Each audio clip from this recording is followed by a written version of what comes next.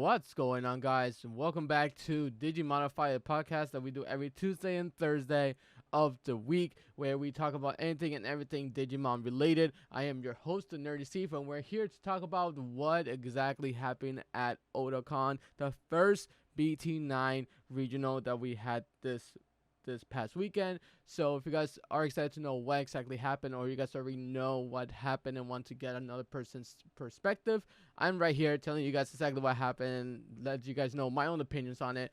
And I would love to hear your opinions right from the get-go in the comments down below. If you guys can, let me know. But on that, if you guys do enjoy the video, do enjoy the podcast, make sure to leave a like down below. If you guys enjoy the content that we have been putting out, please consider subscribing. We're closer and closer to 600 every single day, so make sure to show just a little bit of help if you guys do enjoy and you guys are listening and are enjoying what we put out. On that precise mark, what exactly happened in Otakon? Otakon is normally a anime convention, and they had a Digimon regionals hosted by, I believe, PPG. So again, people had to pay for the convention itself and to just play in the tournament. So that's kind of whack, because that's kind of what happened to us in Philly. But apparently the event went by smoothly. They did have a day to top cut.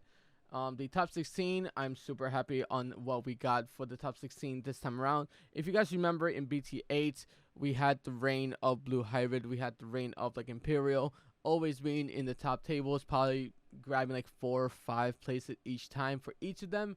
Now we don't got any of that. Now we have such a widespread of the meta, and I'm really excited about it. This is also the very first tournament, so a lot of people were trying to try out different things. And lo and behold, this spread is ridiculous. We have 1, 2, 3, 4, 5, 6, 7, 8, 9. We have nine different decks in the top 16. That is ridiculous. We haven't had that in a very long time, and I'm so happy that we do. We have X Antibody, Imperial Dramon, Security Control, Metal Garurumon X Antibody, Magna Garurumon X Antibody, D Reaper, War Greymon X Antibody, Grandis Kuwagamon, and Shine Greymon. So let's break down to what exactly happened.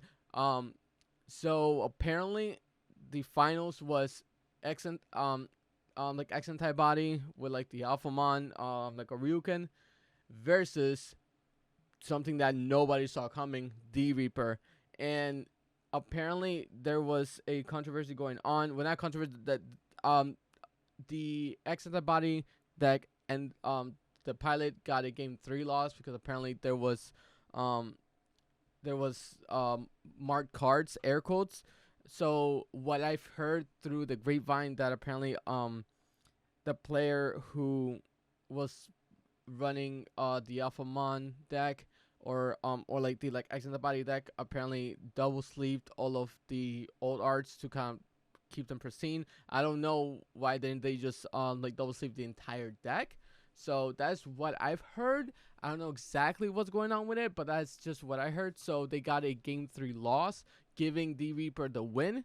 So they still got this far with the deck they're playing, so I'm not going to discredit them at all. This was a 236 player event, and for 8 rounds, being able to go that far, it's ridiculous. So congrats to all the people that got to the top 16. But we have D Reaper at number 1, second and third, the Alphamon X Antibody deck. 4th place, Imperial Dramon. Imperial Dramon's still a deck that people have to be careful of, and it doesn't really change at all from what we had in BT8. It's still a really, really fast deck. A lot of decks need time to slightly set up their pieces to be able to swing the multiple times. And Imperial Mon is just do you have the time to set up? No? Okay, cool. Can I just win now? And they just get so much aggression out super early that a lot of decks can't keep up or put up a blocker to be able to do something about it. So we're always going to see Imperial Dramon sneak a win here, in the top 16 here and there. Security Control got 5th place, which oh my goodness, Security Control is something that I'm so afraid of, because it just gets a little bit better in this format, especially if you see what if you guys just heard me list out everything that just topped, half of those are either are really like the big stack decks, and with those they're able to just one good option and you're just gone. So the security control is gonna be a little bit annoying to deal with. A lot of people might start running a red package just to run a delicate plan to counteract the security control and be able to actually swing for multiple times without having to really worry about anything. But with a lot of X antibodies around, a delicate plan becomes a little less worrisome, or like a little less better. I don't know. So we just have to see what exactly happens in the future events. We have more like X antibodies in the 6th and 7th place. We got the Magnamon X making it into the top 8. We got War Greymon making it to the top 16. The two Medical Roomon X making it to the top 16. I'm really excited because that's the deck that I'm actually playing, and I actually won my first locals this like past weekend with the Medical Roomon X antibody. A little bit different list of what they were running in this regional. They were running the EX1 Medical Roomon, so they were running the proper way of playing the Medical Roomon X. I'm not doing that at all. I'm doing it more of the fun way because I find it more enjoyable. That's just me though. We have a Grandis sneaking in to the top 16. We have another security control making it into the top 16, and the Shine Greymon, which everyone's very very shocked that they made it this far as well. The Shine Greymon deck, not the OTK version, but the control version with the Shine Greymon from BT4, where you can, when you Digivolve, you suspend all of your yellow tamers to spread damage, spread the minus 4000 AP throughout the board. That card is still really good because you can just completely board wipe the entire game and just do so well with it. They are playing the new Rice Greymon, the new Rice Greymon X antibody at 2, so that's fantastic because it works like a mini Shine Greymon. And the other two the other two Rice Greymons just are really good. One is giving you a tamer on board when you Digivolve, and the Lycan Herald gives you the secure attack +1, and the red one gives you Digiverse 2 to be able to play a tamer for free and still get the on-play effect, which is super easy to do. And they do only run one of the Jet Sylphimons. I believe for this event they did use the restriction. I do not know. I can't confirm that. But by the look of the list, they only ran one of the Jet Sylphie, so I'm guessing they did. But the one card that I think that, as their other level 6ers, I think is such a great medical, especially now, because now we're kind of going back to the Lord Nightmon kind of playstyle where we just play with one giant stack that comes out of the security. The Sakuyamon at 3, I think, is such a smart play. The Sakuyamon at 3, just having it on board stops your opponent from winning right there and then, because if they come out of the racing, they get the security attack -3. They can't win now on that turn, so they have to leave that on the board to be able to answer anything. But if they leave that on the board, you can just use a Shine Greymon, which is such a good bait, and I love it. Like, I think that was such a great call for the meta. And also using the Sunrise Blaster, I believe it's called, the new yellow red option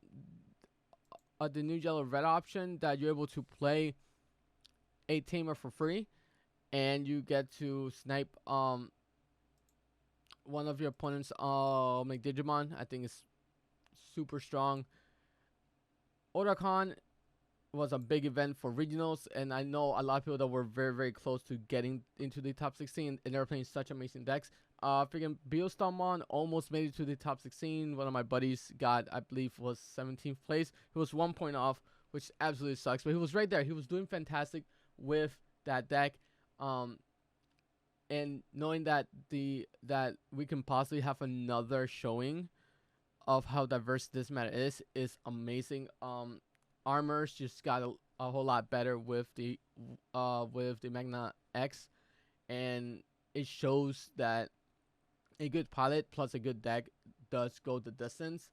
Um, to be able to go about with the D Reaper, they actually, for the first place, they actually did not run any tamers, which a lot of people will say that, well, that's weird. Why not run any tamers? Now you're kind of have to play with only, at times, only one up, like one memory or two memories, and then like a lot of times you're just like okay with that. They did run 20 searchers, which that is pretty much half your deck. About pretty much that's what, two fifths like of your deck. That's a lot. 20 cards is a lot. Um, they run the basic 4/4 for the pendulum feet and the bubbles. Only 3 Jerrys. They did explain that they didn't want to keep hitting the Jerrys. Like one is just enough, and when it hits on board, you still get exactly what you need to get. And you running the 20 searchers, you should never whiff with Jerry now. The Pilates head to get these power removal, which I don't think the Pilates head is gonna be as good anymore because a lot of things are just stupid high on their attack, so they're not able to snipe as many things as they want. 4 of the gatekeepers, 3 Reapers. I think 3 is such a good number for Reaper because I did test it at 2 before, and when it was at 2, I just felt like it wasn't enough. So I think 3 is just a perfect amount where if you see it in security, you know that you have another one in your deck. And if you see another one like in security, you know you need to have one very, very soon. For Starmons is, I believe this is pretty much very like similar to the deck list that won an Evo Cup in Japan, because the Starmon is such a good card to have since you're always flooding the field, and Starmon just takes great like advantage of that.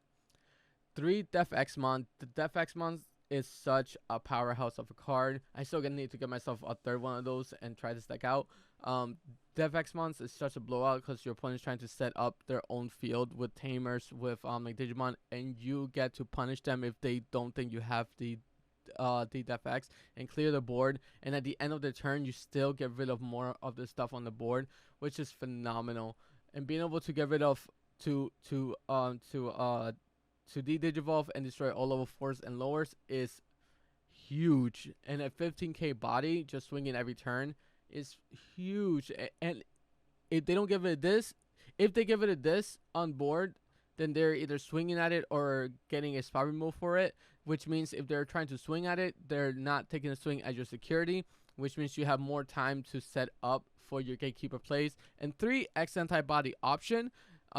So a lot of your guys on a lot of your like D Reapers do not care what is underneath the mother. They just care that there's a source underneath like your mother. So you can reach the 6 like sources for the gatekeeper pretty fast with just doing it 4 to 5 times. And I've had this while playing the deck where you're always at 5 and you just need that one extra like source underneath the mother, and you just can't find it. But just tucking in the X antibody just works so well because that gives you your extra per turn. So now you're one turn ahead for your gatekeeper to lock them down like out of the game. And since everyone's still trying to set up, once the gatekeeper's out, that it's pretty much game over. I don't think even like Alphamon doesn't have much of a chance once they set up like 1 or 2. Green probably steamrolls like this deck since they can just like suspend their guys and just attack over it. But besides that, I don't think a lot of decks can really handle like the Reaper, and it you need to respect the deck no matter what. Every single meta that we now have to go into, they have to respect the Reaper, because I'm guessing here they didn't, and it's just absolutely steamrolled the whole like tournament, and they actually won. So that is fantastic for the player. On that, I think this is where we're gonna leave off. I just wanted to let you guys know what happened in like Otakon, what decks topped. We have such a spread. If you look at like a pie chart for the top 16, there's so many slices, and I'm so happy about it because it means that there's now more diversity in this game, and there's no tier 0 deck again. Even Blue Hybrid wasn't tier 0, but it was getting to the point where if you had more than half of the top 16, you would start being considered tier 0, and I'm glad that didn't happen with Blue Hybrid. But now Blue Hybrid's not really gonna be a thing, in my opinion. It's still gonna do good. I don't think it's gonna be that great. So on that, hope you guys have a fantastic day. Let me know what you guys thought of like Otakon's like top 16. Let me know what you guys are gonna be playing for the rest of the format. I'm gonna stick around with the Medical Room on X. I've had a whole lot of fun with that deck, and it's just a big swing, big turn deck, and I'm really happy about it. I don't have to think really hard anymore. Plus, I get to play blue, so I'm okay with it. So on that, have yourself a fantastic day. I'll catch you guys in the next episode of DigiModify. Until next time, guys. Peace.